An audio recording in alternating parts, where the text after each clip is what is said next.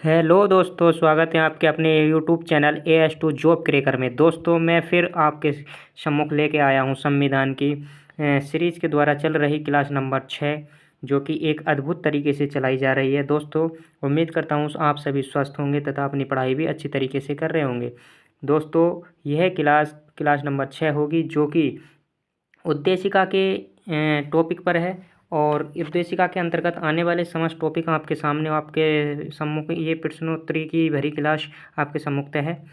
इस क्लास को मिस ना करें तथा अति आवश्यक तरीके से, और आपको इसकी बहुत ज़रूरत है पैट के लिए, आने वाले UPPCS के लिए, आने वाली रेलवे परीक्षाओं के लिए, आने वाली SSC परीक्षाओं के लिए बहुत ज़्यादा आपके लिए कारगर साबित होने वाली है। दोस्तों, तो उम्मीद करता हूँ जिसने हमारा चैनल सब्सक्राइब नहीं किया होगा तो एक बार सब्सक्राइब करेंगे और बेल आइकन को दबाएंगे, ताकि अगली आने वाली कोई भी वीडियो क्लास आने पर आपके पास नोटिफिकेशन जाए और आप उस क्लास को देखें, ताकि आप उस क्लास से वंचित ना रहें तथा अपने नोट्स भी अच्छे तरीके से बनाते रहें। तो दोस्तों, देर ना करते हुए आइए मैं चलता हूँ आपके अपने क्लास नंबर 6 के पहले क्वेश्चन पर। पहला क्वेश्चन कहता है, जो कि संविधान के अंतर्गत आने वाली उद्देशिका से लिया गया है। ठीक है दोस्तों, आइए तो शुरुआत करते हैं दोस्तों। तो कहते हैं पहला नंबर, भारत के संविधान के निर्माताओं का मत निम्न में से किस में प्रतिबिंबित होता है? भारत के संविधान के निर्माताओं का मत निम्नलिखित में से किस में प्रतिबिंबित होता है? तो किस में प्रतिबिंबित होता है दोस्तों?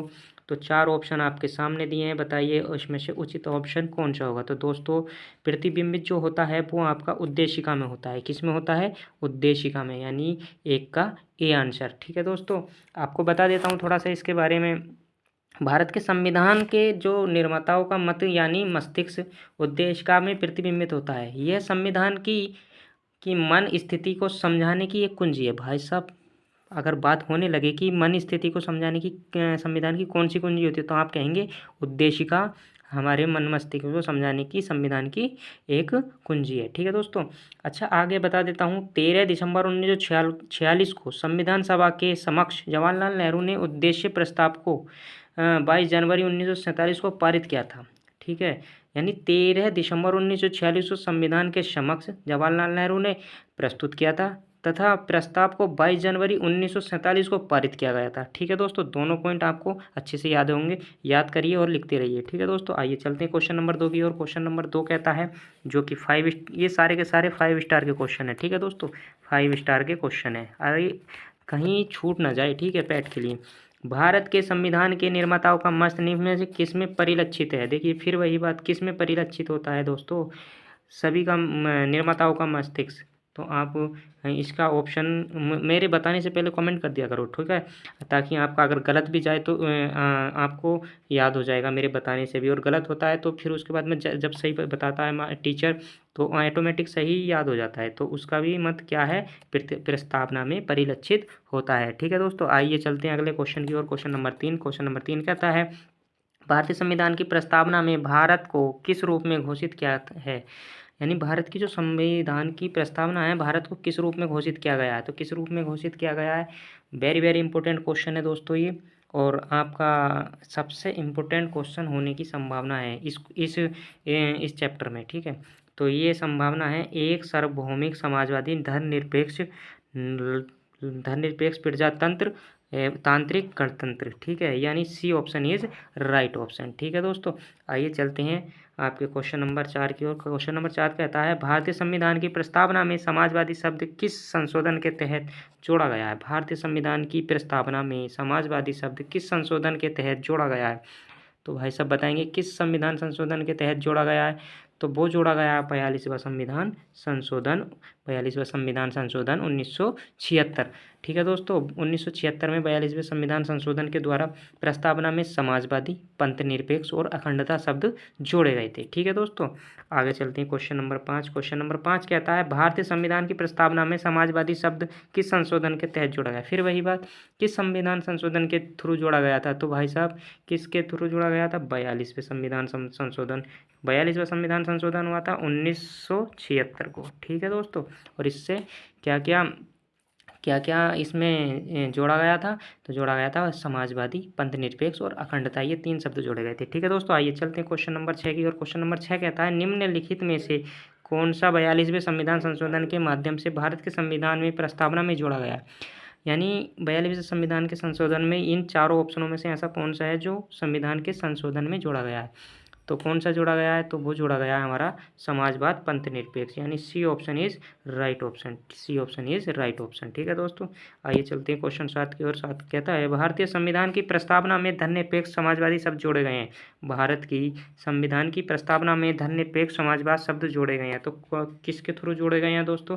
चार ऑप्शन आपके सामने है। तो सी 42वें संविधान संशोधन, यानी सी ऑप्शन 42वें संविधान संशोधन द्वारा। ठीक है दोस्तों, आइए चलते हैं क्वेश्चन नंबर 8 की ओर। 8 कहता है 42वें संविधान संशोधन द्वारा कौन से दो शब्द, भाई ये जितने भी 42वें क्वेश्चन है, 42वें के नाम से क्वेश्चन है ना, सारे के सारे 5 स्टार के क्वेश्चन है, मजाक में मत लेना इनको, बहुत इंपॉर्टेंट है पेट के लिए, रेलवे के लिए, एसएससी के लिए। ठीक है, और आरओ के लिए, वो आने वाली पीसीएस प्री के लिए। ठीक है, तो 42वें संविधान संशोधन कौन से दो शब्द प्रस्तावना में जोड़े गए हैं? तो कौन से शब्द प्रस्तावना में जोड़े गए हैं 42वें संविधान संशोधन के द्वारा? तो वो जोड़े गए हैं दोस्तों आपकी धर्मनिरपेक्ष समाजवादी एवं धर्मनिरपेक्ष एवं समाजवादी, यानी D option is right option. D option is right option. आइए चलते हैं क्वेश्चन नंबर 9 की ओर। क्वेश्चन नंबर कहता है 9, निम्नलिखित में से कौन भारत का धर्मनिरपेक्ष राज्य वर्णित करता है? निम्न में से कौन भारत का धर्मनिरपेक्ष राज्य वर्णित करता है? कौन करता है भारत का धर्मनिरपेक्ष राज्य वर्णित? तो कौन करता है दोस्तों?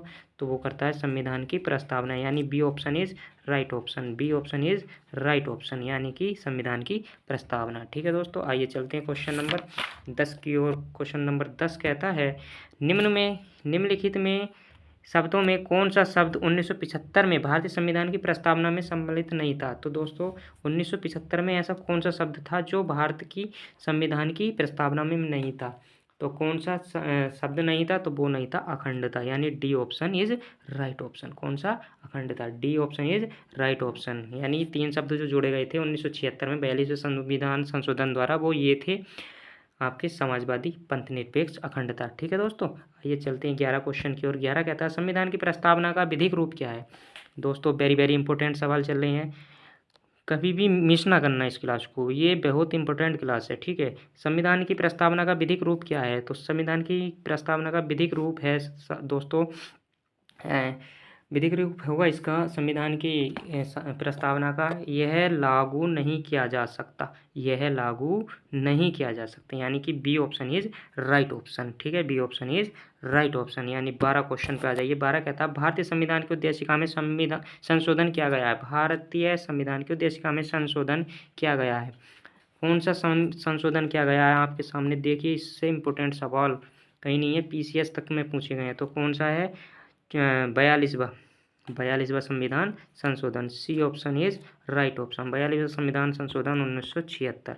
42वां संविधान संशोधन 1976। ठीक है दोस्तों, यानी C option is right option. आइए चलते हैं 13 क्वेश्चन की ओर। 13 कहता है समाजवादी शब्द उद्देशिका में जोड़ा गया। समाजवादी शब्द उद्देशिका में जोड़ा गया। देखिए समाजवादी शब्द जोड़ा गया 42वें संविधान संशोधन 1976 के थ्रू। किसके थ्रू? समाजवादी जो शब्द जोड़ा गया है 1976 42वां संविधान संशोधन। ठीक है दोस्तों, आइए चलते हैं 14 क्वेश्चन की ओर। 14 कहता है भारतीय संविधान की प्रस्तावना पंथ निरपेक्ष से जोड़ा गया था। फिर वही पंथ निरपेक्ष भी कब जोड़ा गया था? 42 में, और ये भी 1976 में।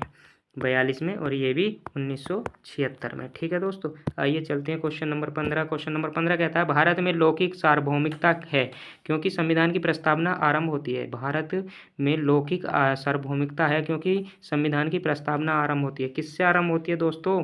क्वेश्चन नंबर, तो वो आरंभ होती है हम भारत के लोक शब्दों से। हम भारत के लोक शब्दों से, यानी कि 15 का D option is right option.